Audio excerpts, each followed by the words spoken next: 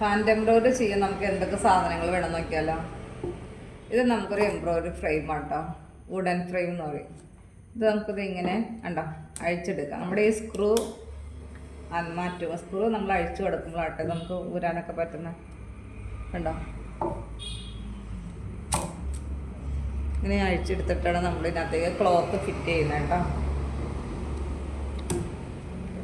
ഇത് ഇങ്ങനെ ടൈറ്റ് ചെയ്ത് വയ്ക്കാം. അപ്പോൾ ഇത് വുഡൻ ഫ്രെയിം, ഇത് പല സൈസിലും നമുക്ക് കിട്ടും കേട്ടോ. ഇനി വേണ്ടത് നമുക്ക് ക്ലോത്താണ് വേണ്ടത്.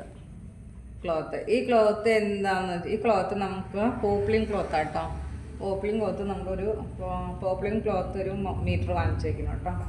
പിന്നെ വേണ്ടത് കത്രിക, അതിന് വേണ്ടത് നമുക്ക് കട്ടർ വാങ്ങിക്കാൻ കിട്ടും കേട്ടോ, ചെറിയ കട്ടർ വാങ്ങിക്കാൻ കിട്ടും. പിന്നെ വേണ്ടത് സൂചി. ഇത് ഇത്തിരി ഹോൾ ഇത്തിരി നല്ല ഹോളുള്ളത് നോക്കി വാങ്ങിക്കണം കേട്ടോ, ഇച്ചിരി കൂടി ഹോൾ കൂടുതലുള്ളതൊക്കെ വാങ്ങിക്കണം. ഇനി ഇത് വേണ്ടത് കാർബൺ കണ്ടോ, ഇത് നമുക്ക് ഡിസൈൻ ട്രേസ് ചെയ്തെടുക്കാനായിട്ട്. പിന്നെ വേണ്ടത് നമുക്ക് ഓയിൽ പേപ്പർ. ഇതിലാണ് നമ്മൾ ഡിസൈൻ വരച്ചത് എടുക്കുന്നത്, എന്നിട്ട് ട്രേസ് ചെയ്യാനാണ് നമ്മൾ കാർബൺ പേപ്പർ യൂസ് ചെയ്യുന്നത് കേട്ടോ.